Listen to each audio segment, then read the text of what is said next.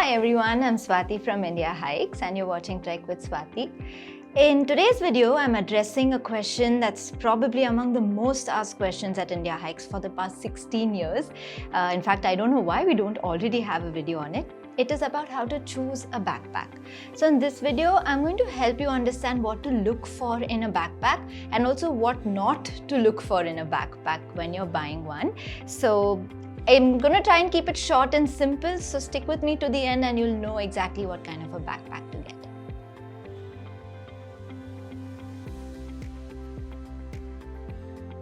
So my first point is the volume of the backpack matters. Now I'm assuming you're going on a multi-day trek, maybe into the Himalayas, maybe anywhere, but 4-5 day trek, and the vast majority of our country is going on guided treks where they are not carrying their food or cooking utensils or tent, sleeping bags. They are largely carrying their own personal gear. So that's the audience I'm addressing in this video. If you're trekking on your own carrying all of that, we'll make another video, but this is for those on a guided trek. Now on this kind of a trek, what is the capacity of a backpack that you need to look for? So here is where I see most trekkers making a mistake.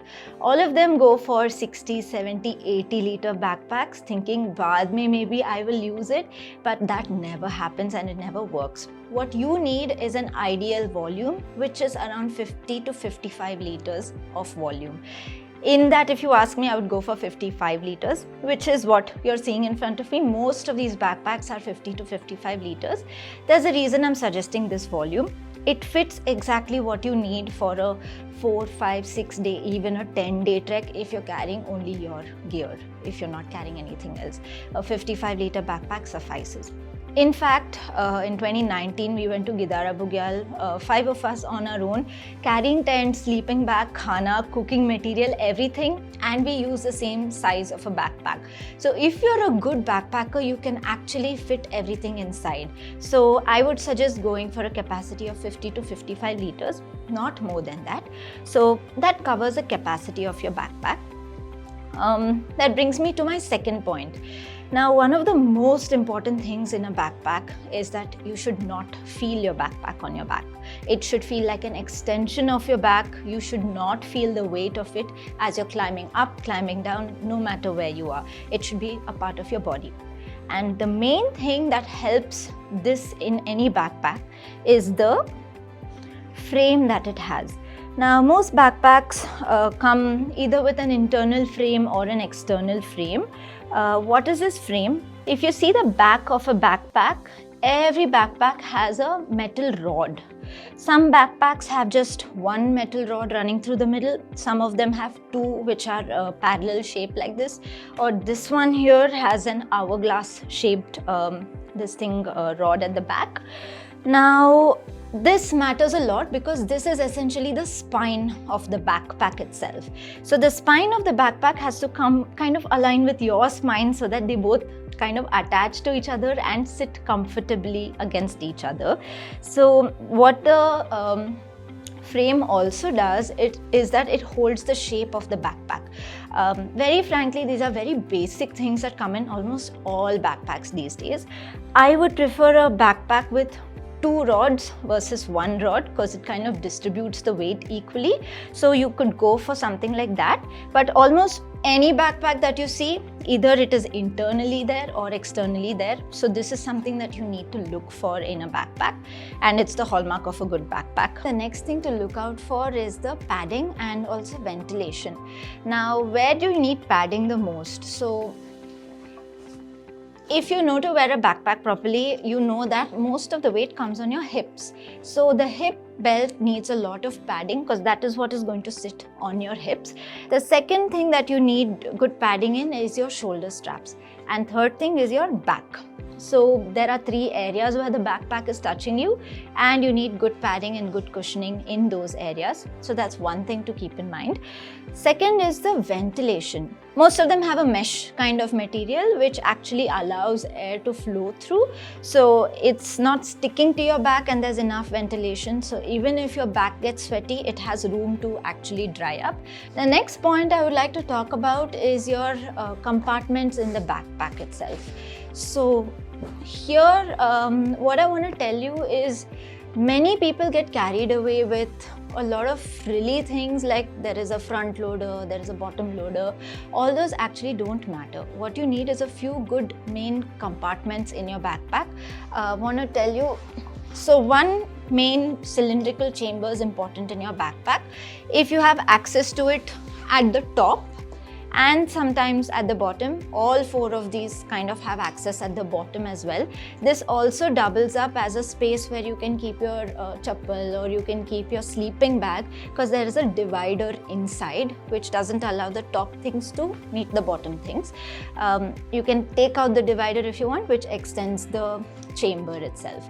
So you need one big chamber like this, ideally with a bottom zip where you can access things. I am not so much for those backpacks where there is a zip running down the middle to access things, because everything falls out. You don't want that. All you need is bottom, top of course. A few other compartments you definitely need. Upper you need a zip.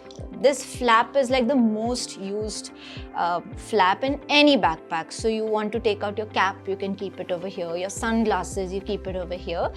Inside this, usually there is also another flap where there is an inside zip, and of course your water bottle pockets. These are very important. In all backpacks, you must ensure you have deep enough pockets where if you put in a 1 liter bottle, it doesn't fall off. So if you have these kind of compartments, it's more than enough in a backpack. Now there are a few things I want to tell you that not many people will tell you. These are a few tips and tricks. Backpacks are meant for rough use. Not only do you use them roughly, but if you're traveling, take the airport for instance, what are they going to do? They are going to aise utha ke throw your backpack somewhere. So over here, there are some stress areas in every backpack where you must ensure there is good stitching, and you must ensure that the backpack material is also good enough where it doesn't rip very easily. Most backpacks, good ones, come with something called ripstop material or ripstop nylon, where the stitches are so close that if it rips, the rip kind of stops there. Like most other materials, when you rip, it kind of tears like that. These materials don't tear very easily. It stops the ripping, so it's called ripstop. That material is important. Secondly, you need to make sure the stitches in these areas are very good. Now, even in this backpack, if you see, the stitches have come off because of this rough handling at different places. So you don't want it to come off so easily. Another thing many trekkers ask me or tell me is I'm very tall and the backpack I used earlier was not comfortable for me. So over here, if you're very tall or very short for that matter, it's important you know that the backpack sits well on your back. It should not go below your lower back. It should not be too high either. So it should sit on your hip correctly. Now for that, if you are very tall, very short, whatever it is, there is something called a height adjuster on most backpacks. 3 of these have it, this one doesn't. But if you are seeing the backpack, there is something called a height adjuster where you can adjust it according to your height. So when you are at the store, do test it out, test it according to your height, walk around with it and see whether you're comfortable with it, and only then make a buy. So this would be my advice when it comes to backpacks. How much to spend on it? This is something a lot of trekkers ask me. Good backpack costs you anywhere between 5 to 10,000 rupees. It can go much above that as well. But my advice would be to stick within this range. Whether you're spending 5,000, like I think these 2 backpacks cost somewhere between 4,000-5,000, and they still do the job. Very good backpacks. These 2 backpacks, I think they range between 8 to 10,000. Again, they are also good backpacks. So you need to decide how often you're going to trek and also how much is your spending capacity on a backpack. My suggestion is, if you are a seasoned trekker, if you know that this is something that's going to be a part of your life for a long time and longer duration treks, then it makes sense to invest in a good backpack. If you're not going to be trekking that much, like I started this video, just rent a backpack and try it out and see. So that's everything you need to know about backpacks. I'm not going into very tiny points like whether there's a hydration bladder or all of that. I think all those don't matter. these basic things matter the most when you're buying a backpack. So just keep these in mind. If you have any questions, just drop in a comment below and I will help you out.